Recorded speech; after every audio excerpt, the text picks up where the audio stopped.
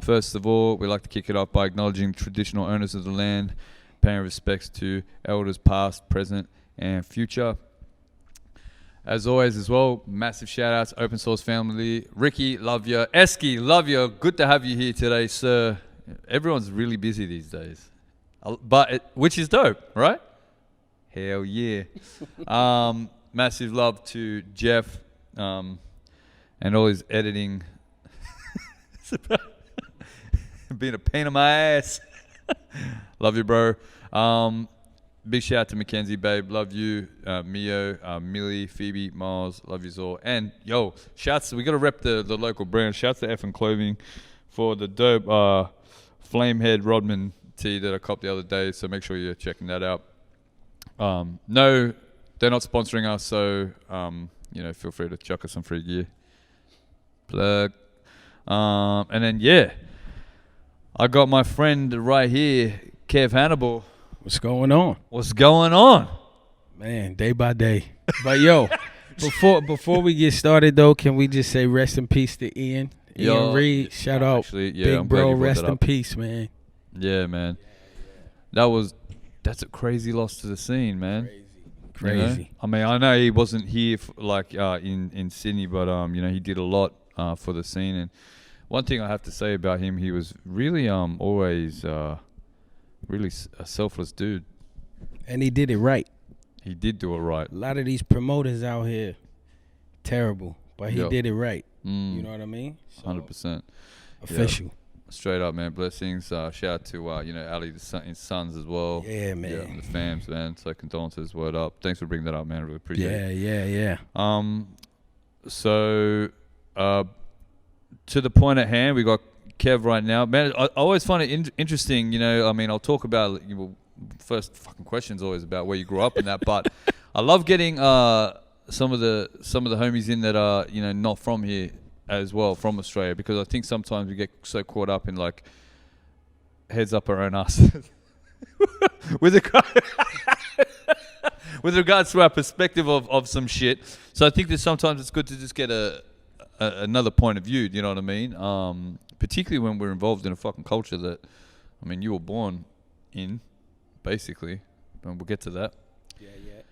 But tell me, where did you grow up? Queens, New York. Jamaica, Queens, New York. Jamaica, Queens, New York. And where? How long were you there till? 23. Oh, really? Yeah. Hell yeah. Okay. And then I moved to Boston for 4 years. Yep. Then I moved back to New York for. I'm telling my age now. No, this is crazy. No. Just it's all good though. I'm cool. Yeah, and then I moved to Vegas. Vegas? Yeah, because I was pursuing acting. So I felt like I didn't want to live in L.A., another New York, where everything's like inflated. And cutthroat as well. Yeah, it'll be like living in Bondi in a shoebox, trying to make it as an actor. So I moved to Vegas, and I would make a 3-hour trip almost every weekend. I try to make a trip to go audition and do like improv and yeah. Bro, that is so hectic. And then from there I moved here. But New York City, yeah, I've been there my whole life. Word pretty up. much. Yeah. Crazy, yo. It's crazy that acting was so early in the piece for you. Son, I just wanted to try something else, man. Well, tell me this, right? Because this is part of the like the flow of how we ask the questions and stuff like that. But in terms of like, and because Dante knows. Yeah. Yep. So he was on here as well, and it was a bit of a loaded question. It was so funny because I should have known the answer, but I met him actually. I just met him recently. Yeah, I didn't know him at all. I met him on the train. It was weird. I was with my daughter, and I met him, and he was like, "Yo, where you from? Your swag is different." I said, "Yeah, yours too. Where you from?" Mm-hmm. And then yeah, that's how we met and linked. Yeah, it was crazy. I literally just met him like 2 weeks ago, school holidays. Oh, right, spun. Well, fuck, there you go. Well, his answer though to my question, like, I was like, so like, what was your first like actual hip hop experience? But for him, he was just like, because he's a bit younger. Yeah. I mean, not that we're not young, but I'm not. I ain't young. I just say it now. I ain't young. But But you know, he was just like, yo, I was just fucking born into it. Like, do you know what I mean? But I suppose for yourself, what was the first experience that sort of stands out for you for hip hop and growing up? I've been around music my whole life, man. I'm from a church family. Like, my grandmother didn't play any games. You live under her roof, you go into church. Yup. Don't matter. You singing in the choir, you standing up there. So I've been performing since I've been. Yeah, it was crazy. And even my dad, like, my rest in peace to my pops. But he had a heavy addiction, and sometimes he would come home and be like, he'd have his friends and for entertainment just wake me up and be like, perform. And I get money to perform. And then I go back to bed and go to school. Yeah. I'll give you $20. So I've been doing it for a while. Yeah. It'd be wild. My mom's like, what are y'all doing? Like, he got school tomorrow. Let him go to. He like, nah, he do Michael Jackson better than anybody. So it's crazy. So I've been performing like, when I think about it, like forever. A long time. Yeah, crazy. And what about like, you know, well, that's crazy, you know, because the church, I mean, hip hop and the church don't always go hand in hand. So what was your first sort of hip hop experience, I suppose, where it was sort of like, yo, like this is something that I might want to fucking get involved in? A park jam. It's crazy. I remember it like so vivid. Biz Markie. All right. He was doing a park jam. We have handball courts and all that stuff. And back in the days, again, I'm showing my age, but it is what it is. I snuck out the house to go see him DJ. Word. A party, and I just fuck. That's crazy. Just seeing him controlling the park and the people, and that was it. I was like, yeah, hip hop. This is it. One way or another. Yeah. Yep. This is it. And then coming out the house, seeing people spinning on their heads on cardboard and just random on my walk to school, like, this thing is big. Like, I didn't know what it was before. What, you know what I mean? Yeah, there wasn't really a name to it. It wasn't a name. I didn't know what it was, but I knew it just was something way different than I ever experienced before. But that park jam, that changed everything. I was like, oh, I got to do this. This is what I want to do. Not a DJ, but the way he was screaming to the people and telling them what to do and how to do it. Put your hands up. Say ho. This, that. Yeah, so I was like, oh, I was mesmerized, man. I got my ass whipped too when I came off. Oh, really? Yeah. When I got back home because I snuck out. Snuck out? Yeah. Was it worth it? But it was worth it. It was definitely worth it. So then going forward a little bit, I suppose, then as well, when did you did you early days have like something that you felt like you could contribute to, or it was just more of like a culture, just being involved, you know, being at the parties, at the jams, stuff like that? Did you feel like you could start to contribute? I didn't feel like I could contribute because there's so many people that's so good and they're so honest. Like, I grew up totally different. If you whack, everybody gonna tell you whack. Like, they'll grab the mic from you, like, get out of here. Or even if you're good and you're young, you can't.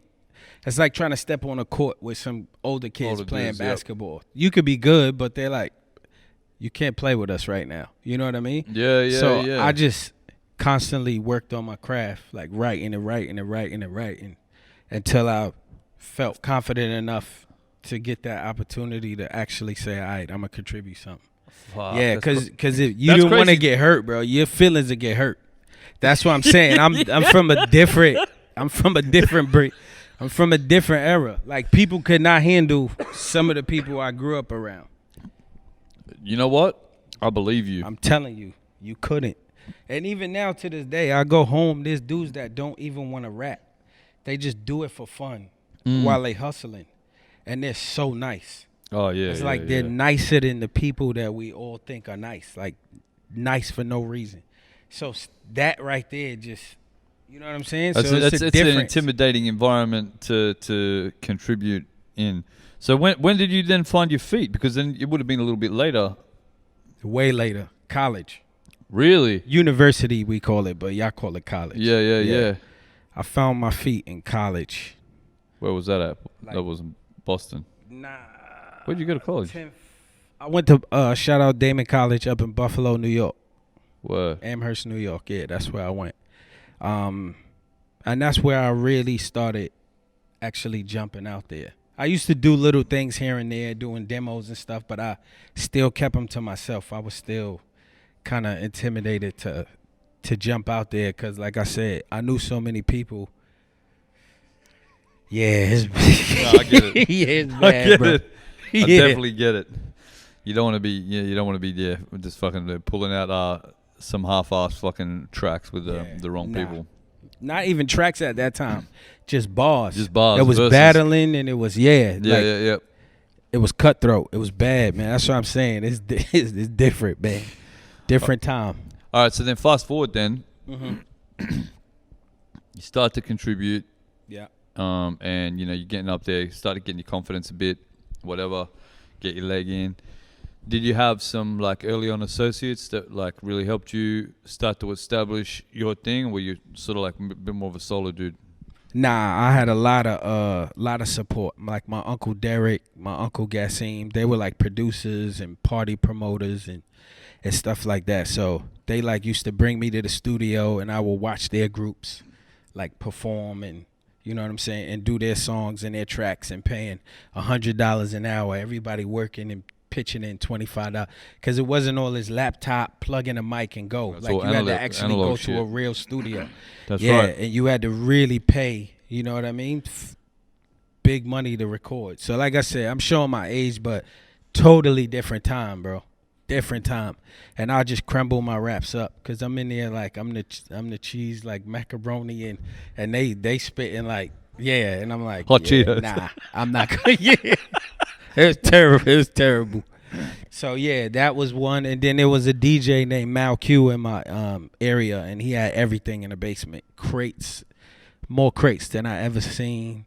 Microphones, turntables, and we would like beg to go down in his basement, and he would let us spit, and he would record on the 8-track. And damn, I'm showing my age. It's crazy. No, bro. but how I far feel it's it. come. It's I nuts. get it. It's crazy how far it's come. Yeah, I hate when I have to say, I recorded on the 4-track with the just like plug straight to the turntable over some fucking jizzer B-side fucking instrumental. There you go. That was it. We got to start from somewhere there, right? True. Very true. All right, cool. So you started to get a little. Did you release much in the States? Nah. I started doing some mixtapes. I never released any singles. I would do mixtapes, and I was doing shows. I started doing some shows. Because it was different back then as well. It was fucking like CDs and and actual fucking, when a mixtape was actually a tape. Yeah, actually a tape and a CD, yeah. So I was releasing mixtapes and going out and promoting stuff. So that's what I did, but nothing official. All right. Yeah. Yeah, hectic. No, it's interesting to know, man, because, like, I know that does, it does make sense, you know what I mean, as well, like, as far as, like, then you fast forward, because, I had to, because the first thing that stood out to me was I Got Issues. Like, I remember, like, that was the first thing for me where, like, I remember seeing you, you know what I mean, and I'll talk about that a little bit later, but then you moved, so you've been over, in the States till, like, what then, late 20s? Mid 20s? Nah, longer than that, man. Almost 30s. 30. Yeah. 30. I think I left when I was like 33. Oh shit! Yeah. I've been here about 7 years now. 7 years. I think it's been longer. Me too. It feels like it.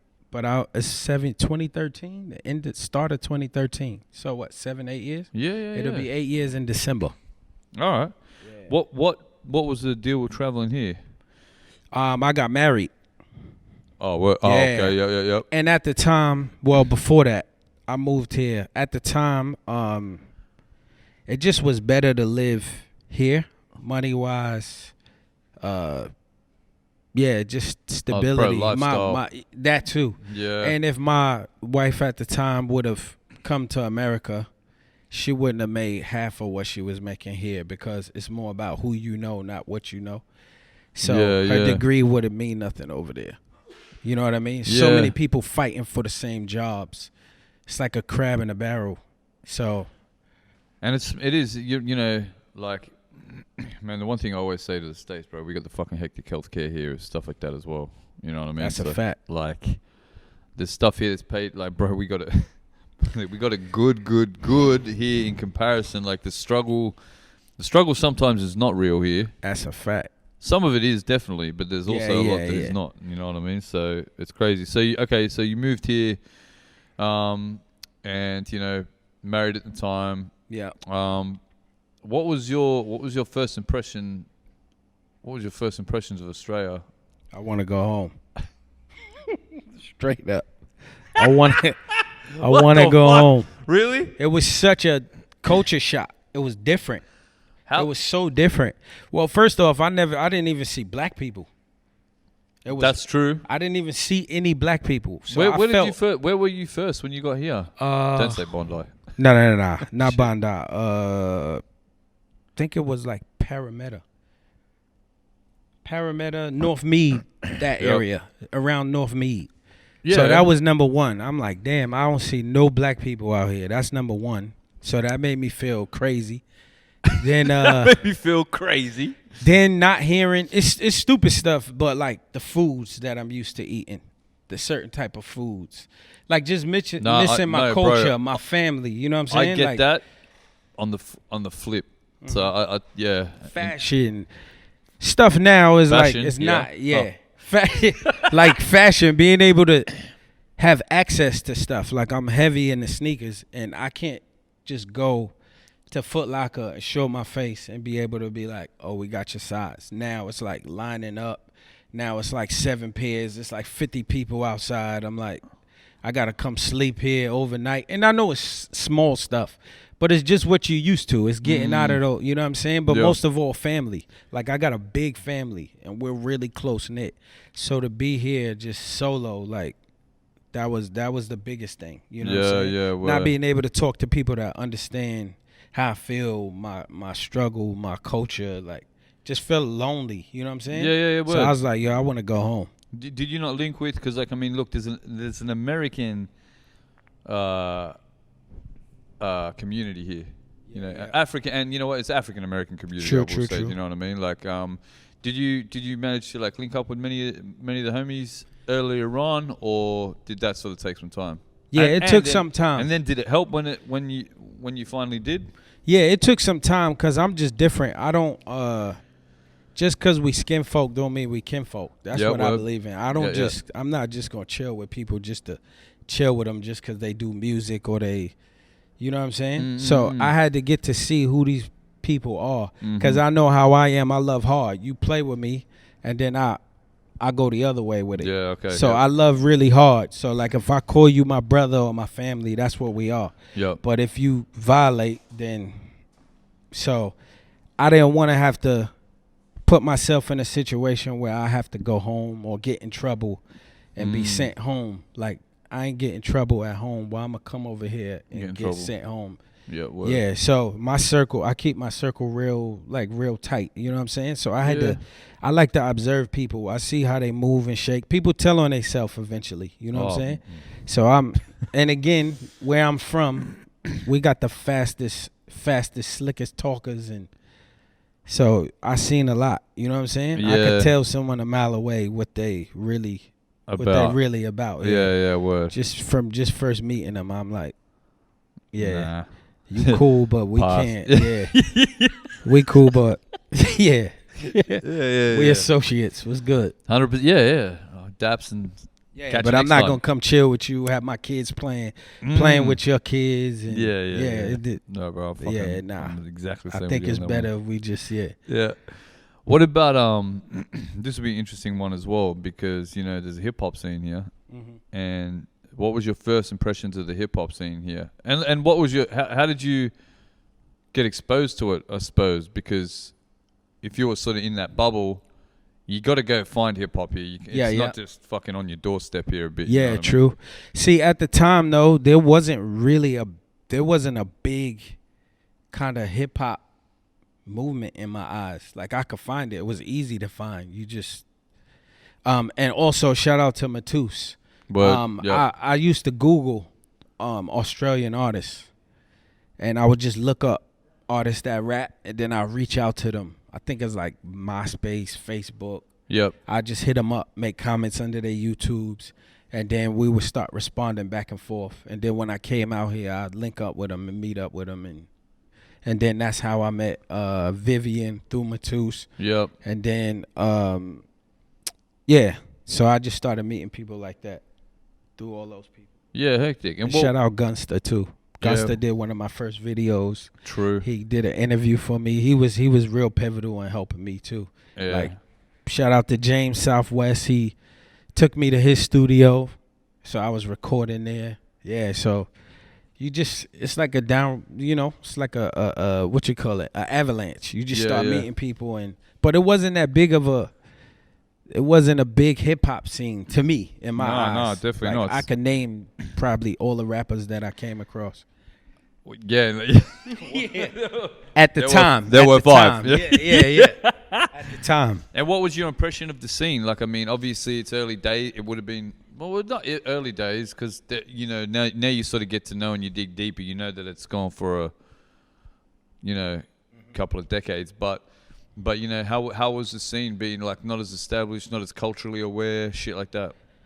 I still think it ain't culturally aware, but it wasn't that established. There was a few artists that were signed, that had deals, but I know about that from back home. When you're signed and you got a deal, there's certain things you can and can't do because the label, you know what I'm saying? So when I looked at those artists, I ain't even attempt because I already knew, especially in this climate, like, they really wouldn't have to be able to help you, or they probably would feel what you call it,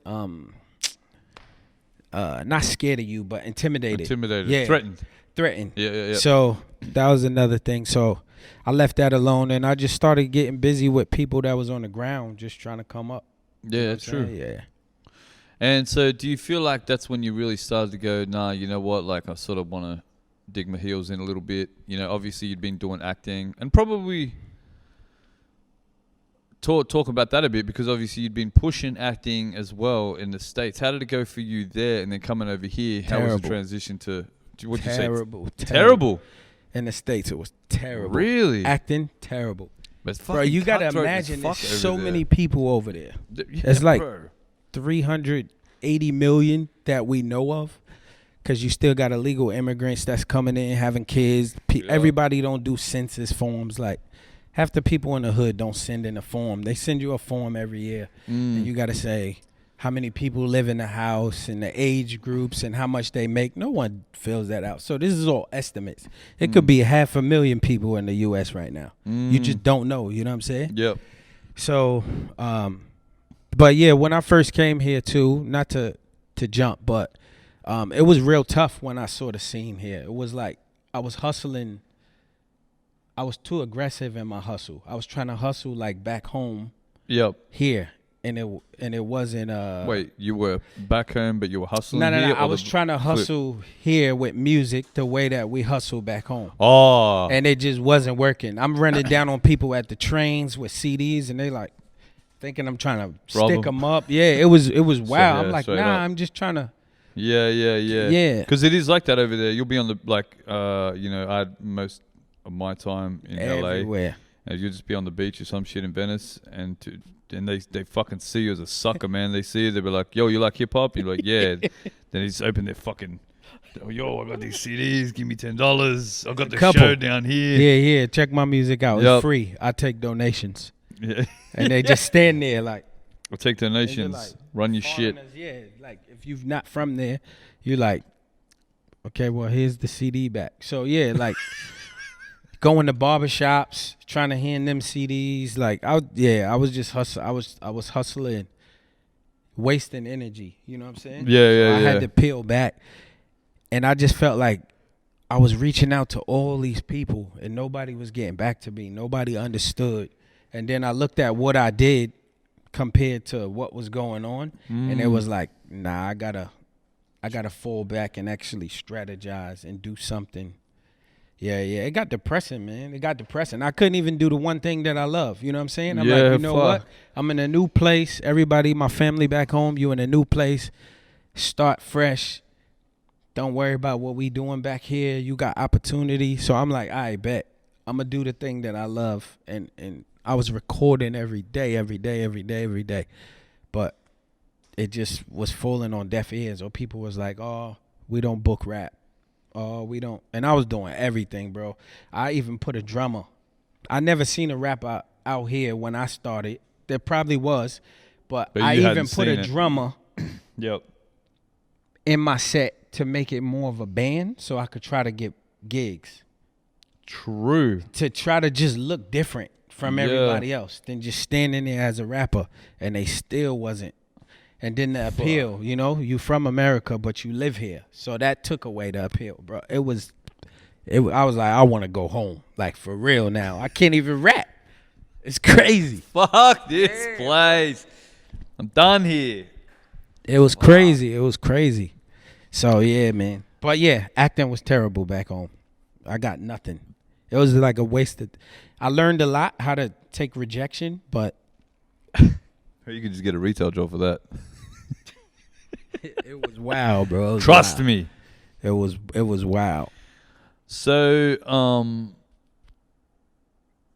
speaking of which, though, right? Because that sort of lends into my next question as well. So, you've just come from the US. You come from fucking New York specifically. Though. You're talking about Biz Markie, fucking Park Jam. You're talking about some crazy shit that, for me, I hear and I just go, "Wow, man! What an experience that would have been." Then you come here. How did it make you feel to be, I suppose, like knock back, and you're looking at the portrayal of it and how it's, you know, because I understand there's always subgenres in music and there's always like different interpretations of genres, you know what I mean? But essentially, like, and the reason why we're so into hip hop is because it's so culturally, strong. And it's not just segmented to like, yo, it's just the music. There's so many facets to it to be all inclusive and community based. So I suppose how did it make you feel? I mean, like seeing how it was portrayed here and knowing how it was back home. At the time when I first got here, or now? We'll talk about it now. It's different, yeah. Talk about it at that time. At that time when I got here, it was still different to me. So I felt like I was in a class by myself, so I didn't even pay attention. Like I couldn't fit in what else. It was like really Aussie hip hop when I first got here. Real deep accent. Yep. Screw the American accent. If you live here, it was real. You know what I'm saying? It was real deep Aussie hip hop. This is before trap. Did you understand? Trap started coming in. And did you understand that? Like, did you understand that? The American accent. If you're from here, it's pride. It's pride, but I never had a problem with that because the greatest rappers are from America. It started in America. So you want to be like the best. Why wouldn't you? So I never had an issue with that. Some people be like, oh, stop rapping. But again, that wasn't my fight. This was Aussie rappers saying it to Aussie rappers. So, but you were sort of on the outside of that. Yeah. I didn't fit in that genre in that circle. You know what I'm saying? So I never really had a beef or issue or felt any way. To me, it felt more like it was more of like a rock rap type of thing to me. From what I'm from, the pure culture of it. It was more like a rock rap type of, you know what I'm saying? Which was dope, but it had nothing to do with me. So I never had no feelings. You never got like absorbed into it or anything. I never cared. I can feel that 100%. This is an interesting one as well. Like, I mean, you've come here and it's 2014, and I know that in the States there's not a massive knowledge of Australian history. That's true. Particularly with Indigenous issues. That's true. All right, so it's interesting to see someone that coming from America with its history and this is the system of racism and the structure and the business of it in the States, and then to come here and then be made aware of the social injustice and shit here. Was that eye-opening when you come here, and how quick did you start to become aware of it within the country? To me, I was well aware of it, and I saw it because I'm educated. Like, I graduated from university, I got a degree, I graduated from high school. But you'll be surprised, there's people in America that don't know American history too. True that. So you can't expect them, if they don't even know the history in America, to know the history in Australia. They wouldn't care. I know people on my block that never left my block. They never went to another borough. Really? They've only been in Queens. And Queens got both the airports. You can't come to New York without going through Queens. So how you from Queens, we got both airports there And to get out, and you never left. Been out. That's crazy. So, I don't expect people to know what's going on here. You know what I'm saying? Yeah. I didn't really know much about what was going on here. I just knew the Aborigines people were here and, you know, certain histories. But when I got here, I really dug in. Like, I would actually sit and talk to homeless and Aboriginal people that was asking for money, and they would chop it up with me. They'd tell me what tribe they from. They'd tell me what's some of the things that happened. And I was like, they were the closest thing culturally that I could relate to when I'm just out. You know what I'm saying? So that's what I was doing. But yeah, I wasn't shocked. I get what you mean. Shocked by it. You know what I'm saying? Yeah. But because it's so fresh. I heard like 50 years ago they just became acknowledged as human beings. Bro, I'm 42. Yeah, I'm gonna be 42 in June. That's crazy. So you telling me that's crazy to me. How young? You see what I'm saying? The issue is. Yeah, it's wild. How fresh the issue is. Yeah, so that's 100%. What shocked me more than anything. How young it was. You know what I'm saying? Yeah, straight up. This was going on now. This is crazy. Yeah. And did you did you find yourself like getting involved in anything in terms of like in the communities and helping out? I know that Viv is obviously really passionate about not just Indigenous, obviously, but communities that like experience struggle and stuff like that. But did you learn through Viv a few things as well? Well, I went down to Redfern, Mundine's gym. Yeah. There's an actual I didn't go to the gym, but in front of the gym there used to be, I think it's torn down now. But I don't know. I know that area has been all rebuilt. I thought it was sacred land for a while, but now they done put all of these. It's crazy now. From what I know. But at the time, it was just like a vacant lot. Yep. And the block. There was a building there, so I would go in there and I volunteer like to help like with hip hop. In that culture center. I can't remember the name. It's been years. It's probably been like 5 years. Yeah, there was this studio up in the block. Yeah. With, in that cultural center, Yep. So I would just go there and try to contribute.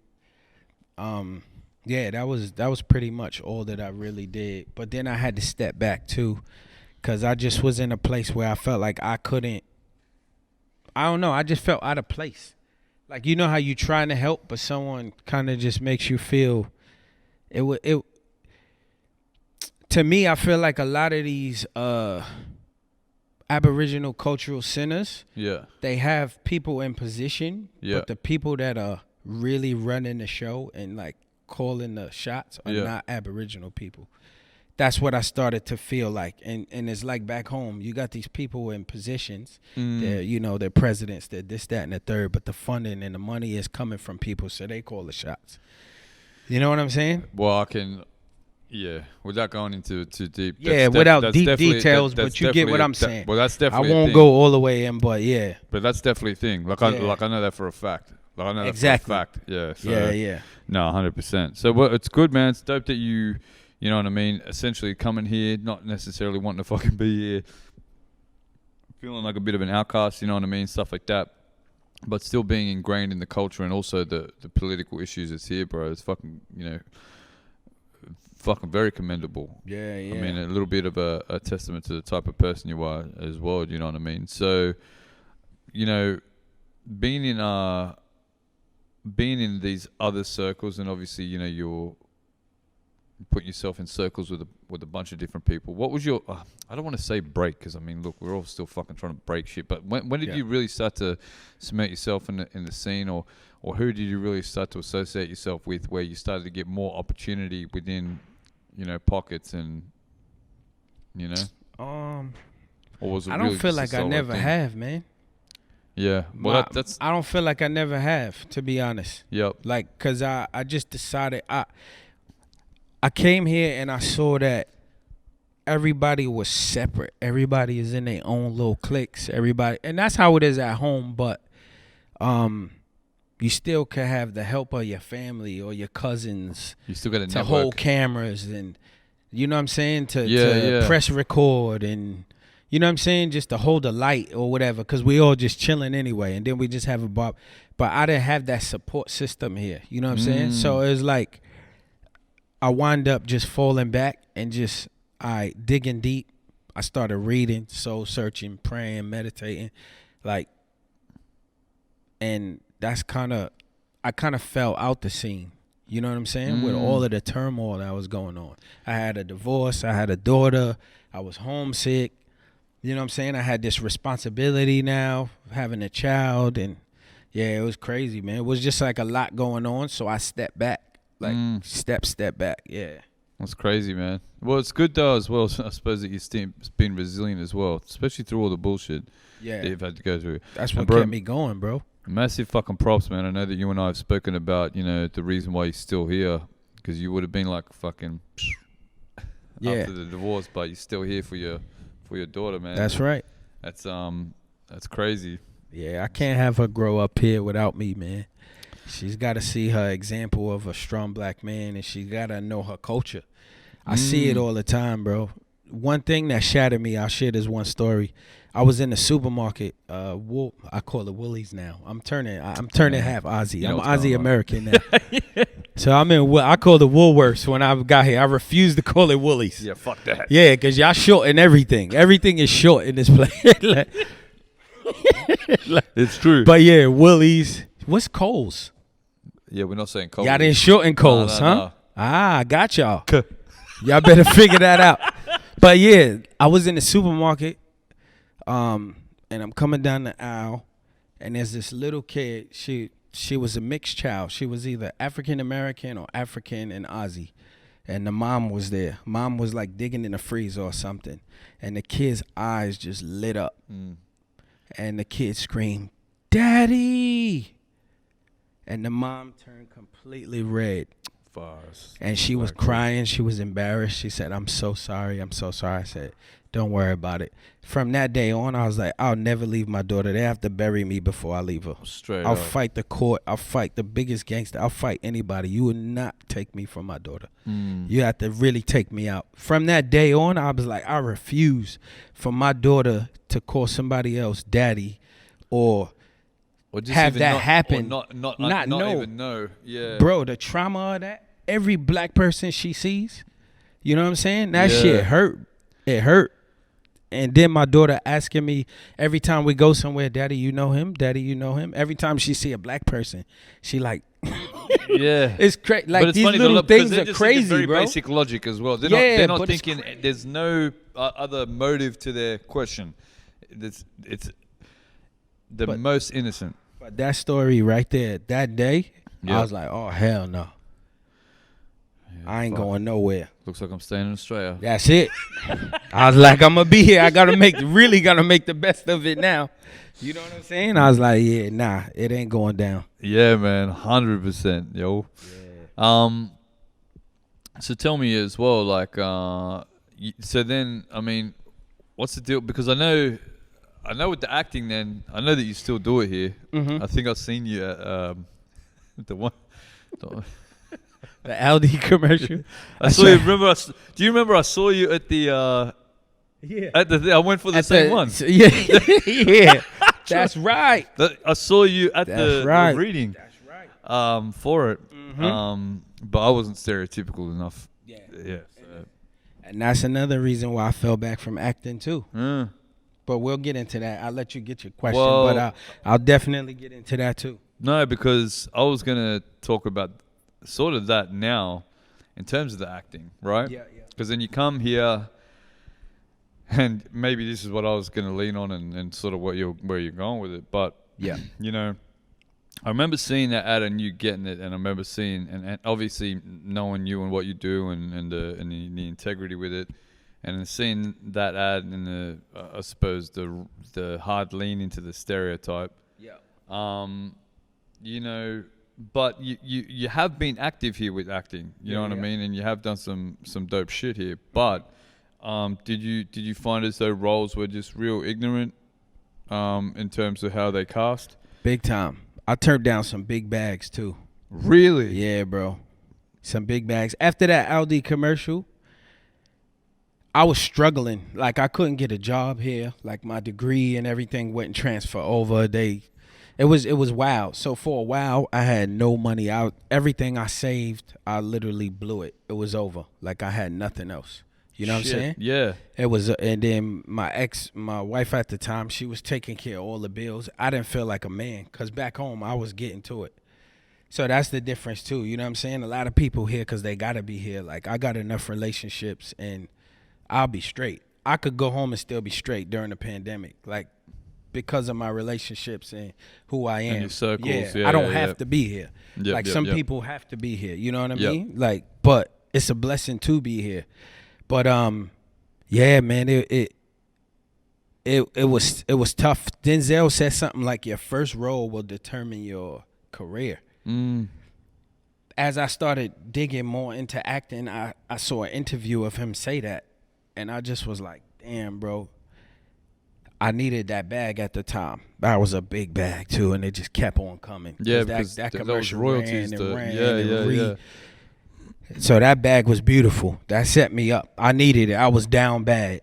Yeah. But when I look back on it, it wasn't.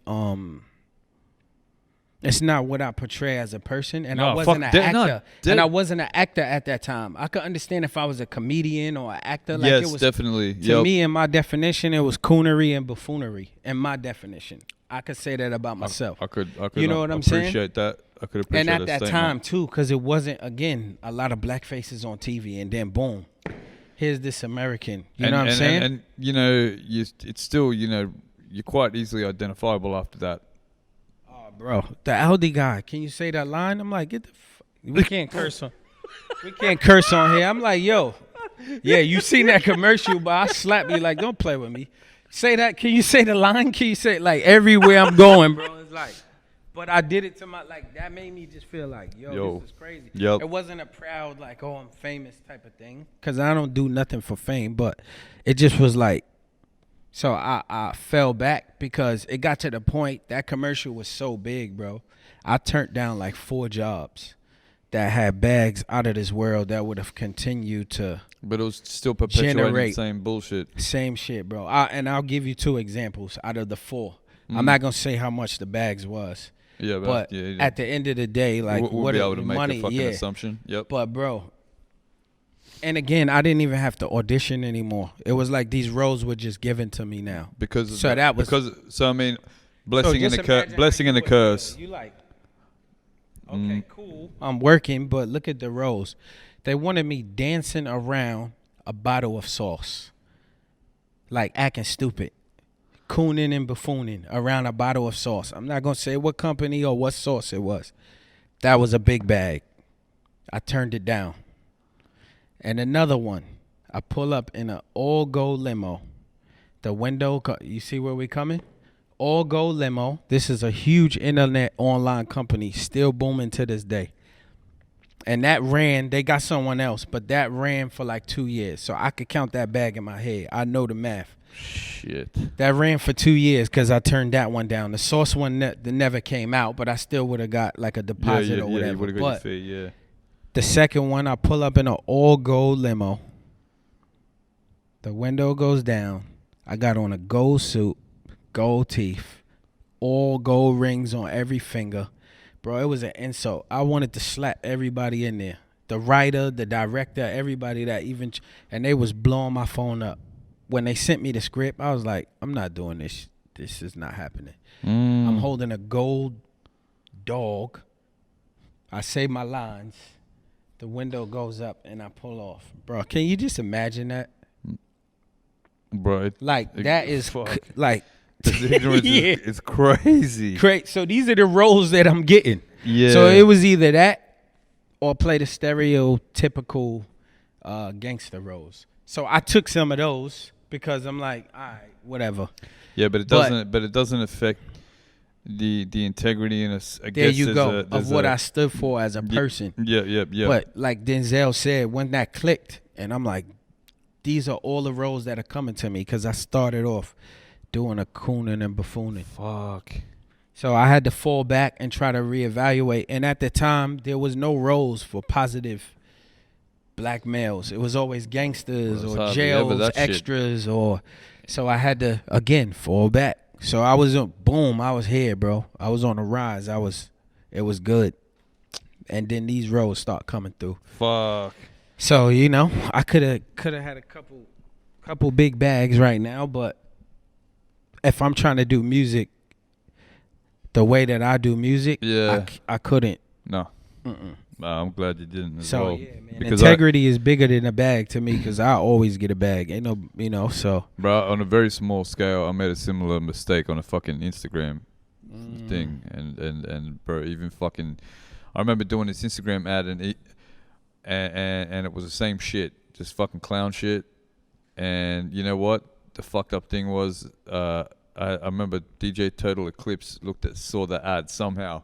It was an Australian ad for an Australian food thing. Yeah. And he was like, yo, what the fuck is this shit? Like, really like talking it down. I'm like, yo, you know what's fucked? Like, if that's Total Eclipse's like first impression of who I am as an individual, it's like, same thing. I did it for the cash at the time. And that's crazy. It's bigger. The silly shit always gets more.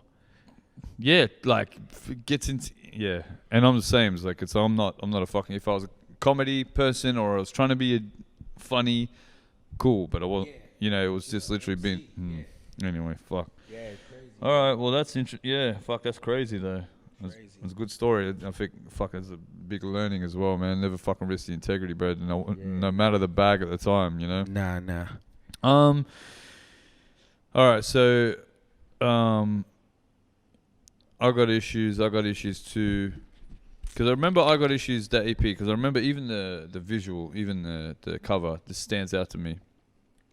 So you did those two EPs. I think I got issues. You did a couple of singles. Yeah. Lead up, did the whole sort of push. Part 2 felt a bit more fuck it. That's the project. Like it or fucking don't. Yeah. I don't give a fuck. Just put it out. Yeah. So that's what I started doing, just pumping out. Actually, all my official real releases have been here, besides my mixtapes. Well, that's what. Yeah, that's what I was gonna say. It looks like that's why I asked about the States thing. But I see that, and I've seen your because we're gonna talk. Because no, What you see now? No, I'm not because I'm actually looking at it because like we're gonna get to it. Yeah, I mean you like where you're at now. Yeah. But I can see your interest deteriorating in your releases because you go like this. You go a couple of singles, and then you go singles lead up. I got issues, and then it's like, you know what? Fuck it. This time they're not even getting singles. They'll just get the fucking project. That's it. And now they don't even get a project. I did my own tour. Yeah. And that hurt too. Like first 2 shows did well. I was like, okay, cool. I'm figuring this out. And then the last 2 shows, and again, I'm just going off of my own momentum. So the more money I make from each show, I'm putting it back in to do another show. But the first 2 did well enough to do 2 more. And then those last 2 didn't do it good enough to do the other 2. So that was it for the tour. Done. Yeah, it was crazy, bro. It's crazy. Like I put so much into the music. As like some people don't care, or you don't have the marketing, or you're not in those cliques. I refuse to kiss somebody's ass, especially when I'm better. And then it got nothing to do with pride. Like, no, it's not ego. I get busy. I don't care what nobody say. I get busy. Yeah. So it's like I can't click up with people that I'm not inspired by. No, just for the fucking sake just of clout. Just for clout. Like I never been that dude. Like, you know what I'm saying? It's not cool to even do that. 100%. So like, it sort of answers itself. To be honest, I fucking answered my own question because like the question actually lent into was like, was there a plan to be more consistent, or you just fucking weren't keen? It was a plan. There was a plan to be more. Yeah, consistent. it was. That's why I was like, you know what? I'm gonna just keep dropping EPs. But then it turned into a single world. Which now is everybody's now, dropping singles. Then you got Tired, Today, I Wish, Chance. And they were all linked. I mean, you could even tell in the artwork and stuff, they all were relatable. Too. That was a plan. What I've been learning is when I step back, yeah, and I start analyzing and overthinking, and I come up with another way to execute. Yeah. Yeah. So the reason why I was like that, those look like movie posters a little bit. Yeah. So Yeah, because it had the when I rating look- on it as well. yeah, and when I look back from 1 to 3, I'm telling all stories, bro, about my life. Yeah. And what else do? I act. Yeah.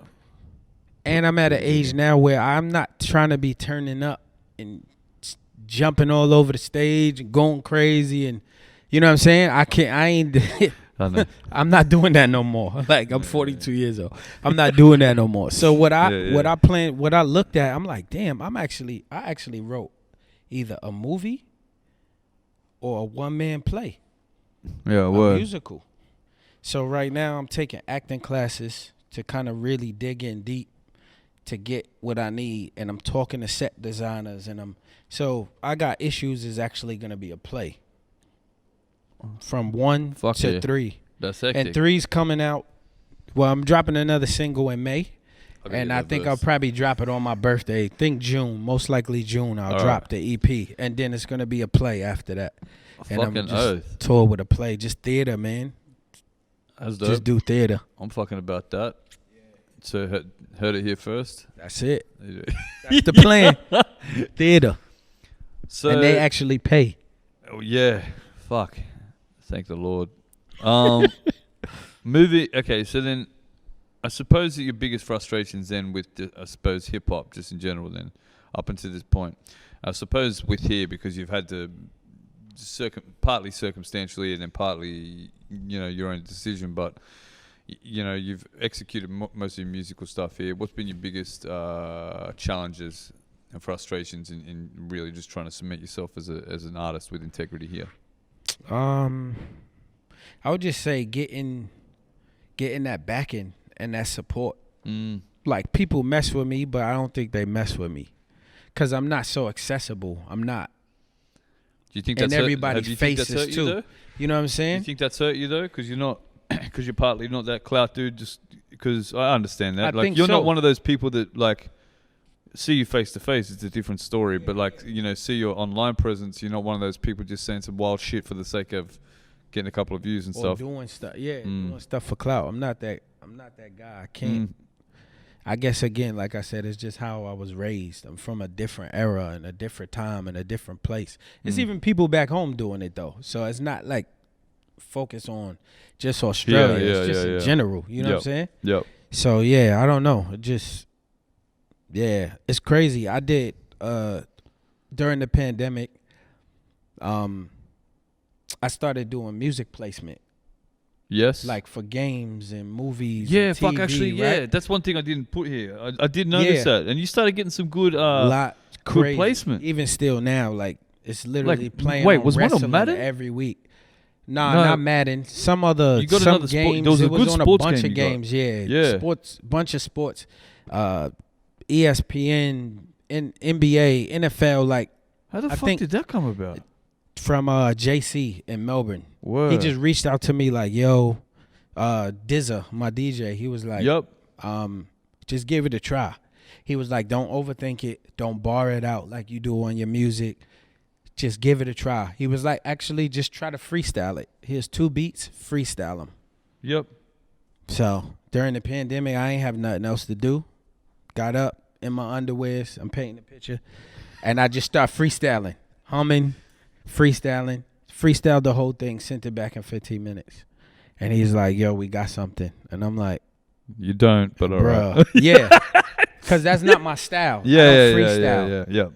But those songs have done better numbers and given me and paid me more than a catalog of music that I actually sat and thought and put effort and time and really like tried to set it up where you could close your eyes and listen to the music and actually see the whole story from start to finish. I'm not jumping around from I'm balling to I'm actually playing basketball to I'm with my cat and I'm with my dog and I'm with, you know how these rappers do now. They everywhere. They doing everything. Yeah. But I Bro, actually seen some tell you crazy- a I've seen story. some crazy shit. Yeah, like if you close your eyes and you listen to my songs, you can see the story from start to finish. Yeah. That's one of the things that I like pride myself on. Like Yep. I really like Nas is my favorite rapper of all time. So it's like That's what I was, you know what I'm saying, going after. Well, your bars are like, you're not even one of the, like, when I listen to your tracks, you're not even one of those guys that are, like, you know, those guys that rap for the sake of rap,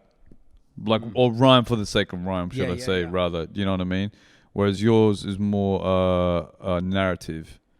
That's true. Do you know what I mean? So you know, the flow's nice, but it's not like always gonna have every bar be multi-syllable structured, and this is gonna have to rhyme. Because you with got to this. dumb it down. I did that at one point, but people really wasn't interested in that miracle, lyrical, serial, killer, all of that. Yeah, like, so I had to really, like, you know what I'm saying? Yeah. But it's like, man, if I dumb it down anymore, I'm gonna just literally do what I did for this EP. But it's crazy that the stuff that you don't even like really care about or put connect time to and effort, it just boom. You know what I'm saying?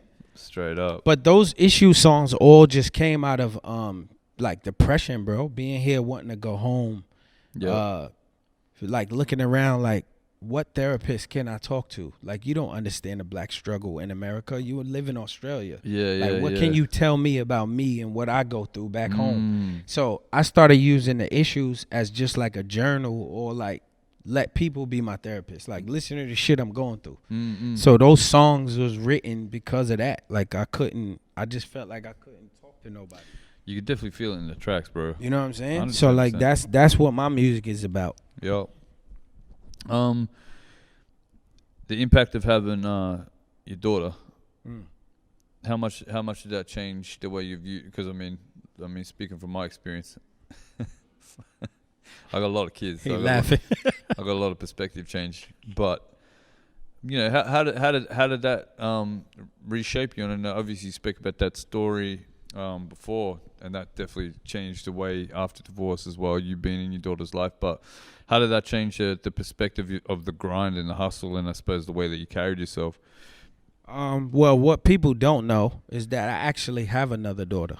Word up. In the States that I don't get to see. It's a big issue. Yeah, it's crazy. So when I had my daughter, I vowed, like, this is my second chance. I'm gonna be there. I'm not missing nothing. Like, so she played a big, like, I gotta really get it together. I gotta really start thinking about other stuff other than me. You know what I'm saying? Like, I gotta think about investments and bank accounts for her and health insurance, and I gotta get life insurance. So if something happened to me, she's good. She's straight. Like, so it changed everything. You know what I'm saying? It made me really think different, business wise. Like, so yeah, this continuing to do this while I have a child to raise. Sometimes you got to just be like, it's just not adding up, the math. And then with the pandemic, and I'm like, damn, they could just shut down touring and traveling like that. Like that. But that could go for anything, though. But you can't shut down acting. People going to be at home watching TV. I can always act. And those bags are way bigger and way better. You know what I'm saying? An extra bag is bigger than a rap bag. And you just standing on set, they might never see you. I got a check for my neck in a movie with, what's that lady name? She's so sweet, too. She's an Australian, big-time Australian lady. Damn, what's her name? Kate Blanchett. Shout out to her. She's so beautiful. Yeah, they tell us not to talk to people on set. I still do anyway. Yeah, word up. I'm like, what's up, Kate? How you doing? She's like, oh. But yeah, I'm in a scene. All you see is the back of my head. And I got a featured extra check for my neck. So shout out my neck. What? Really? I'm in the whole scene. My neck. This is my neck. I'm on an airplane. I'm like, yo, that's my neck. Yo, it's crazy. But I got a featured extra bag for my neck. Yeah. I don't give a fuck. I take it. And then I'm looking on the credits, IMDb, I'm there. Featured extra. And that bag is different from an extra bag. You start learning this stuff on the sets. But you just taught me that shit. You know what I'm saying? Yeah, you could be an extra or you could be a featured extra. And then you got lines. Or an extra. Yeah, then you got lines. It's levels to the acting shit, bro. Extra. It's levels. Yo, it's crazy. Fuck. So, yeah, bro. I gotta get into acting, man. Fuck that. Yeah, you better. Get my neck better get me paid. Man. Get my neck sorted first. Get some shit off it first. We'll talk about that another time. All right, you crazy fucker. You talking to me about how you fucking just not over it. Yeah. Man, you know, look, I'm not the only person to say that you need to be fucking rapping still, but like, you know, you're on your way out. I don't believe you, but whatever. But I said this to you the other day. I called you up and you were like, you know, you got a lack of inspiration, all right? That too. To keep pushing. Like, I get think that. that's what it is too. I haven't been home in almost 2 years now. Oh, well, yeah, so that is a big. And did you go home like pretty regularly? Every like 4 yearly? months, bro. Oh, every 4 months. Every 4 months, 5-6 weeks, I was going home. Minimum twice a year, I was going home for 5 or 6 weeks. So, just imagine, I'm at home, I'm moving and shaking, really I'm smelling the air, I'm hearing the sounds. I've got my feet in the ground, I'm grinding, I'm with family, I'm eating those foods that remind me. I'm going past my grandmother's house that I wrote some of my first rhymes in the basement. I'm looking, that stuff inspire you. Like, yo, I don't want to come back here. Like, I don't look where I came from like that. But just being here, and it's beautiful, but I can't get back in that mind state. You know what I'm saying? It's beautiful. Like, it sounds like, what do you call it? First world problems? Yeah, like, oh, you got beaches and it's beautiful and you got healthcare. But I'm just saying the inspiration. Yeah, you know what I'm saying? That's where I get my inspiration from. And so, but you talked to me the other day. The one thing, the competition, still just makes you want to fucking just get up and just rap. Yeah, it does. That's the competitive MC in all of us, I think. Yeah, well, that's true. The ones that are MCs. There's MCs and rappers, but MCs, rappers. That competitiveness. You know what I'm saying? Yeah, 100%. And if I didn't do, like, I got 2 videos right now and a whole EP and a whole rollout. If I didn't already start that stuff, I wouldn't even be dropping music. So I gotta do this. Yeah. So I'm going, and it feels like work now. It's not fun no more, bro. It's not fun. It feels like real work. It used to be fun to rap and release a project and wait for still fun. The response. I'll talk to you in 2 years when I'm 42. Nah, man. It ain't fun no more. No? Nah. Not to me. I can still get 16s early though, right? Every now and then. I probably couldn't write a 16 and save my life right now. I'll write some shit. You can come after me. Terrible. You do my shit first, innit? Yeah, now, right? Shit, write for me then. Let's try everything. I don't care no more. Yo, Ghostwriter I would shit. never say that before.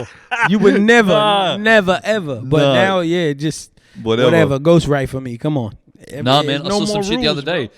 Listen, I saw some shit the other day. You know Daniel? You know CERN Studios? Yeah. Yeah, he just got some software where I saw it. I was like, yo, what the fuck is this? And it's they create people like with this software, and they 3D map your face, so you can just do a whole fucking character. You wouldn't even have to be you wouldn't even have to be you wouldn't have to be the face of it. So that's like next level. What's that lady name from Australia? Her pen game is crazy. She just wear her hair like this. Oh, Sia. Yeah. So that's like next level Sia then. Yeah. Basically. Yeah, crazy. That's where we go. All right, we'll hit up Daniel.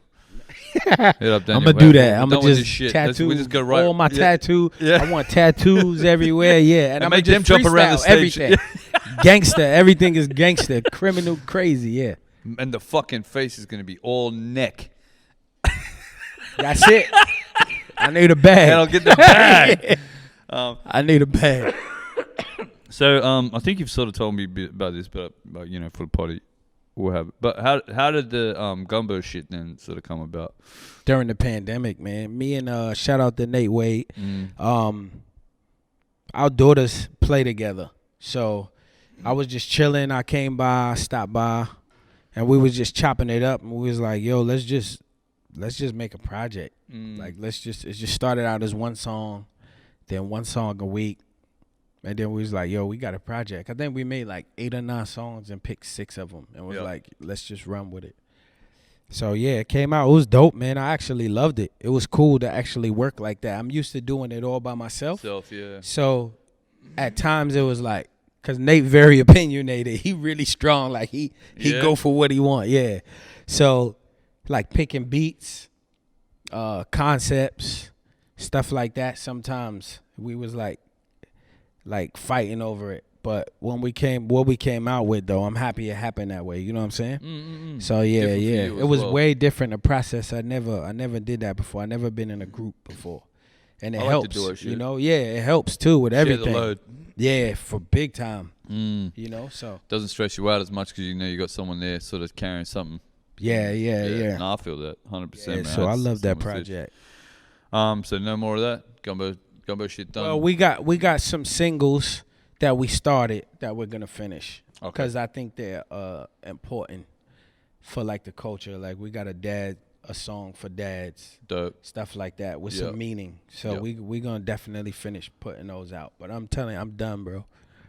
I'm done. No more music for me. I'm cool. You know this is my That's face. it. I'm telling you. Every time you tell me this is my face. That's it after this year for me. Bro. That's it. 2021. That's it. 2021. Last year was 2020. That's it. I'm All done. All right. We'll see. As a what do you call it? Traditional artist. I'm done. Okay. Yeah. All right. So As we a might get crazy. traditional artist, I'm We might- done. yeah. 3D mapping. No. We'll get it. 3D mapping, fucking freestyle shit. It won't be Kev Hannibal though. You won't know who it is. This is some dude. All right. Tell me this.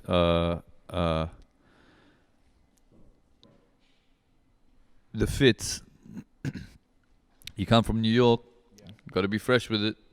You talked about it a bit before about yo, I fucking totally forgot. Hey, to order food. Yeah. Anyway, the fits. You know, like one thing that is frustrating here, and I'll fucking admit as well, because it's a big frustration for myself. Coming from NY as well, you know what I mean. That's a fucking style, fashion mecca as well. You wear what you want. So how's that been? You know, I know outfits always been fucking really and not traditional stereotypical. I have to say for you either. Like you're quite diverse in you know what pops for you. So you know, how important is that to you?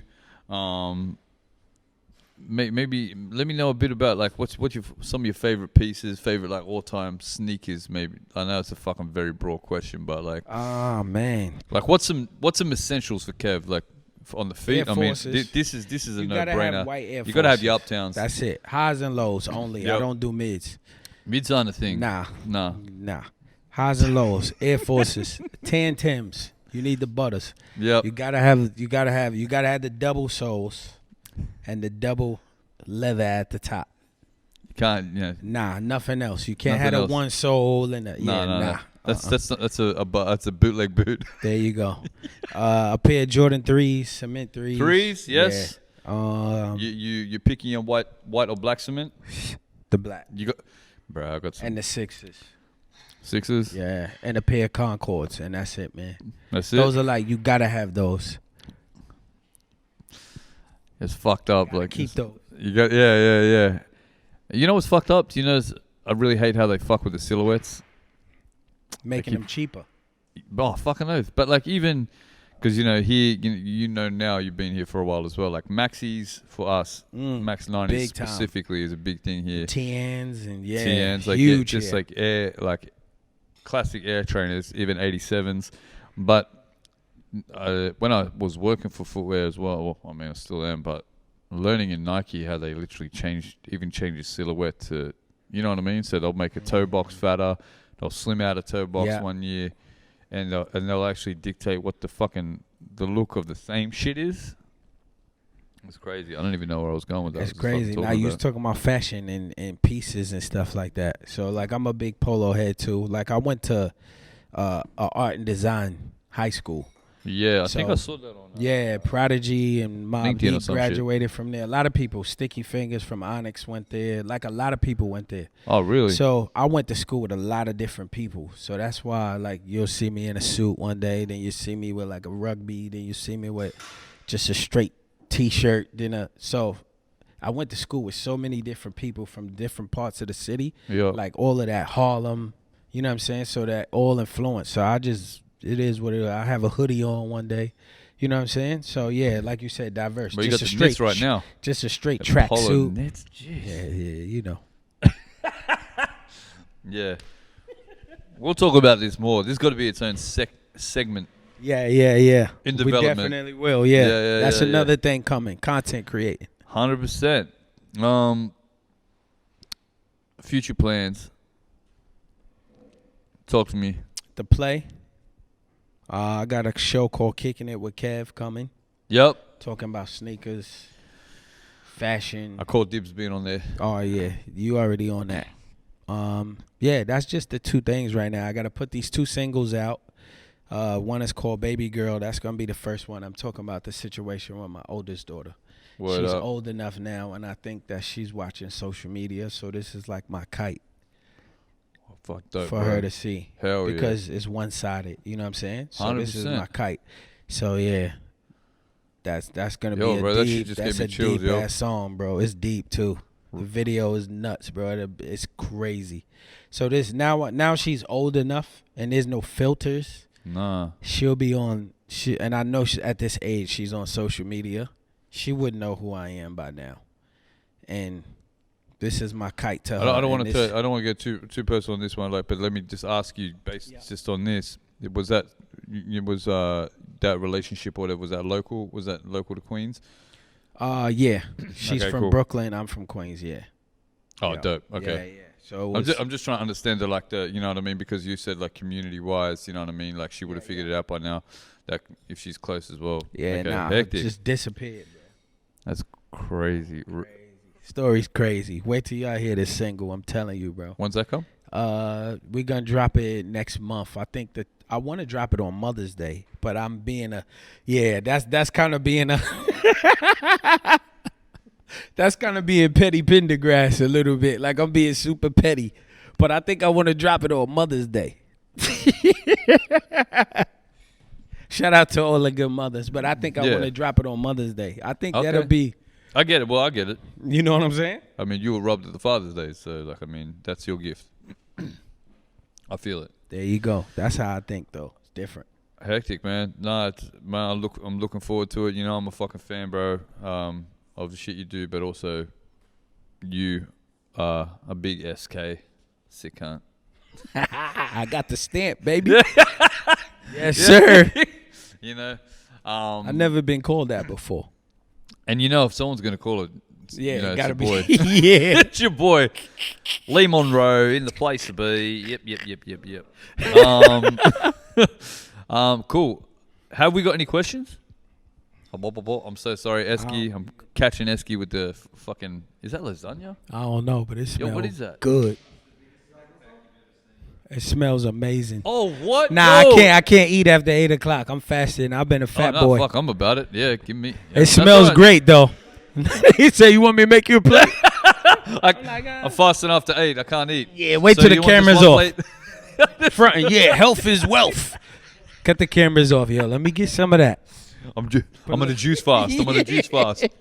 Greens only. Kale. Anyway, hit us with the questions, Esky. Oh shit. Oh wait, where's your microphone tonight? No, it's okay. Yeah, it's all right. Okay. How do you feel about hip hop and its betrayal in Australia today? How do you feel about hip hop and its betrayal in Australia today? I kind of feel the same way. I don't do UK drill or trap or so it's not my lane. That's music's not even in my like radar. Like I listen, I'm a fan of it. Like I want to see what's going on. Yep. You gotta always have your ear to the street, but I don't really have no feeling. Like I'm happy it's a lot bigger now. People are blowing up. Because The you would have eyes seen a lot are of here. growth too. Huh? You would have seen a lot of growth too. Oh, big time, yeah. And I heard it is even worse before I got here. So yeah, I saw a lot of growth. It's crazy. Like look at all the people. What's not that they're like, you know, if they're pinnacles or whatever, but they're huge now. The Kid Leroy, 1-4. 1-4, yeah, Yep. they're doing amazing. The skinny, the hooligans dude. Hooligan skinny, hooligan hefts. Yeah, Hefts. Chillin' Chillin' He's It. dope. I actually like him. He spits. He can rap. Oh, he's got fucking bars. yeah, he's got bars. I like him. Yeah, I mean, I like 142, but one of them, I think he's really dope. The one with the long ponytail. He get busy too. JMs? JMs? Yeah, he get busy. For what they do in their genre, like he get busy.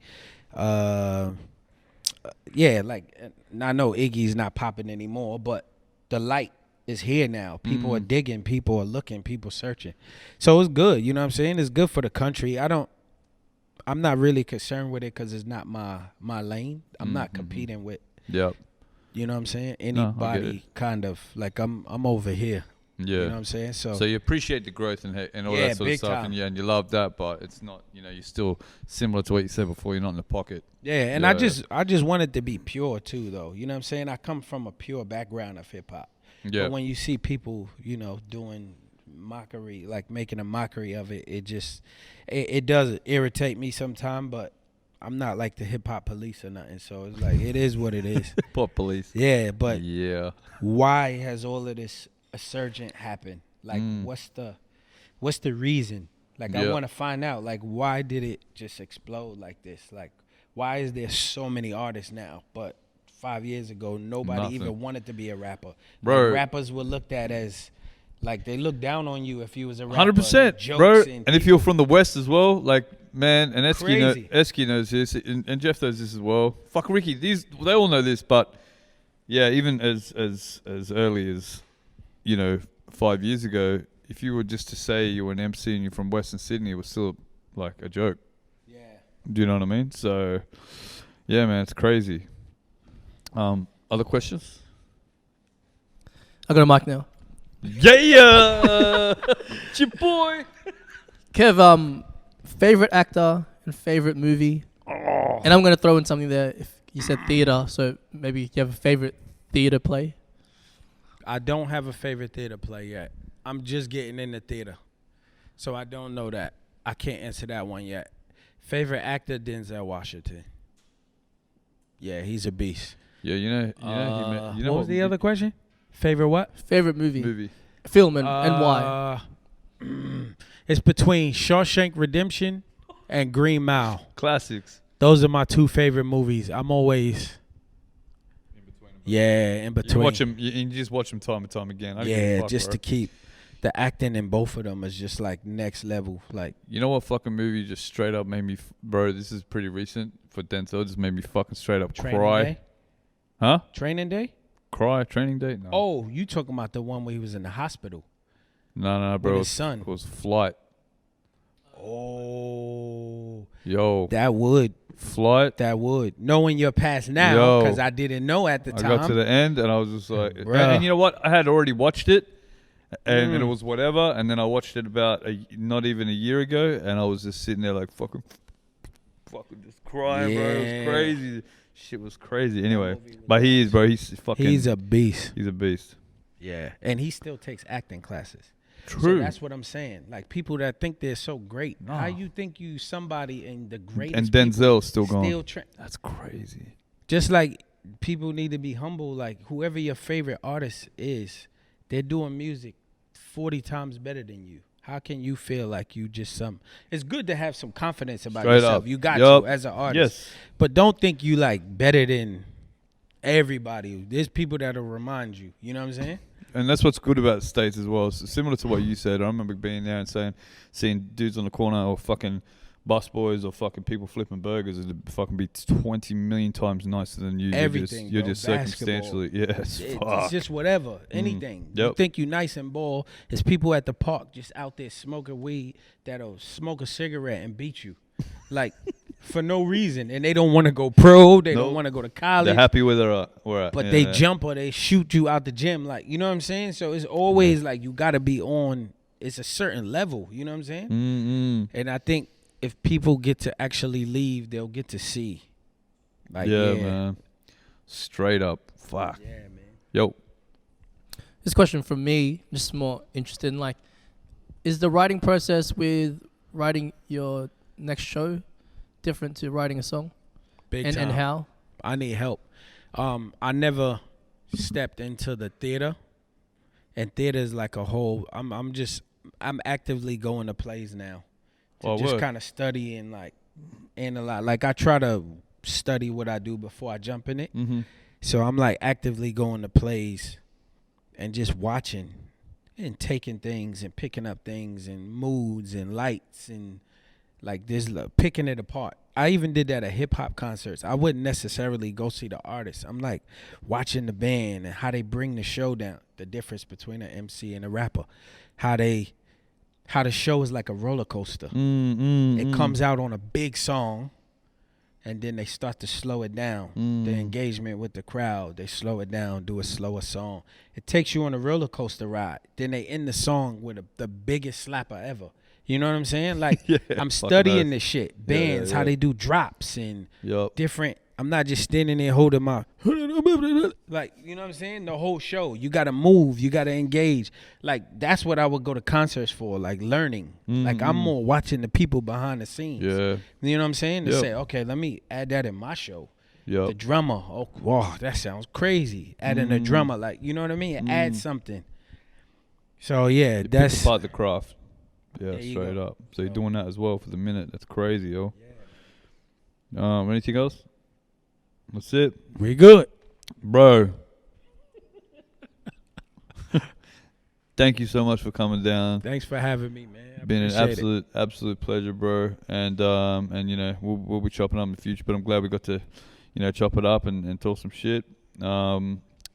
So big shout out to the crew as well. Shout Obviously out to the yourself. crew. Any shout outs you want to give? Yeah. Shout out to everybody that support me. Shout out to my daughter Raina. I don't know what camera I'm at, but yo, Raina, I love you, baby.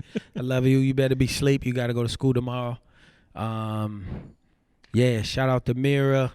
Shout out to Two Face. He got a single called Savior. Shout out to my boy Terrence, George Floyd's brother. We got justice finally. Jesus Christ. Yeah. What up? That's it, man. All my peoples, you know. My mama. I love you, mama. That's the one, bro. Legend, man. Queen. Cool. Big shout out to the boys, Episodes, the crew. Love yous. Thank you very much for being here. And obviously Mackenzie, the kids. Kenzie, Busy. what up, kids? What Man, up? Yeah, Kenzie. I see y'all soon. Yeah. We gotta come by, have a play date. 100%. Bro, we moved. I don't know. We'll talk after this. That's daddy stuff. Yeah, they don't know about Shout that. out to Grown man. Phoebe, Miles, Millie, and little Mia. Love you. And that's it. We out. Do.